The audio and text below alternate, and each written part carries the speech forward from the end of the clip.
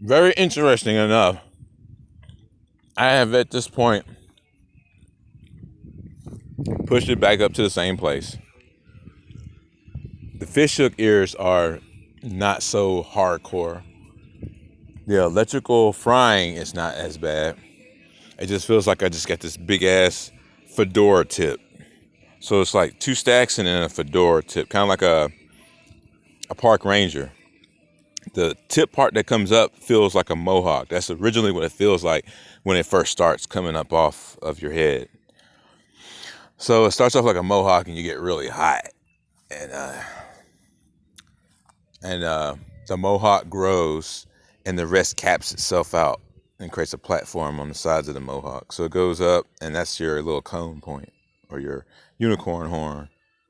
So now I've got it up to a fedora. And the pain is not like it was yesterday. It's not even close. So I'm starting to realize that when you go through that process of that groveling, just you're changing. You're going through a change, and on the other side of that change is like another level up. So you go through another level, and then you go to that next level. So right now, it feels like the only thing that's happening is that tunnel as it gets higher, I just get really fucking high. So the DMT trigger is obviously, once it's raised up, everything's raised up, the DMT trigger is just loose and it's going up to do its job or whatever. So we're about to find out where this next stack leads. I'm just going to keep on pushing and keep going. Right now I've got a big ass flat stack of 2 stacks, right? About that thick it feels. And then it's got a fedora tip on top. I'm pushing it up and then it'll be like bam.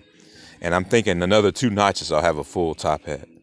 And right at that moment I'm going to realize, just like I did on that porch, and that's exactly when the daywalkers completely come unveiled. So that was something that I experienced from fasting and staying off of marijuana for a while and allowing it to trigger me. When I was full of sun, I triggered myself. Kind of like just doing like DMT all of a sudden.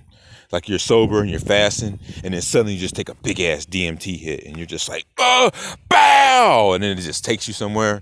So when that happened, I looked across the porch, and this is why she said, you need to stop smoking now. That's the reason why, because that's the only motherfucker that would have had me, bro. Nobody else can fool me, but except for her. Because she was just like the perfect, oh yeah, and we're going to get married and all this stuff. All this bullshit was nothing but a plant. It was just fake. The whole shit was fake. So, yeah. So if you're somebody that's sun gazing, chances are it's your destiny. Chances are somebody's shown you stuff when you were a kid. Like for me, my Mason dad, he put a fucking painting of a woman with high cheekbones, and she was a black woman. And she was crying. And I said, damn, where did this painting come from? What does that mean? And he says, when you grow up, I'll tell you, boy. I'm like, dude, that's fucked up. You know what I'm saying? Like, he didn't want to tell me. He just hit in my subconscious mind with an image. So the mother, on her side, she put a poster of Mickey Mouse in a pink Cadillac with Minnie Mouse. So everybody's got their own altar. Everybody's got like their own love interest of her in their life, one way or another. And your light body's even got one. So mine is Minnie Mouse. And in the end, I end up living in the castle. So that's what they show you on Walt Disney, is that this whole shit is really like staged almost. Like there's no way that this prophecy's not gonna happen. It's like a movie playing out. And I'm calling it the meaning of life, because that's what they've been doing since damn, what's that goddamn, not National Lampoons, but what's that fucking group of people that did the meaning of life that's like National Lampoons? That's basically the same thing. Oh, deep thought. And then they did it on Hitchhiker's Guide. Oh, deep thought. Can you tell us the meaning of life? So they basically been hounding this woman about what does this shit mean? And she was like, hey, shit's about to get fucked up, man. But you'll figure it out. And then you'll find out what life's all about. And you can get out of my ass about it. But basically that's what happened. The whole 9 wonders was coming undone, and the shit that happened in here proved that life had meaning somehow.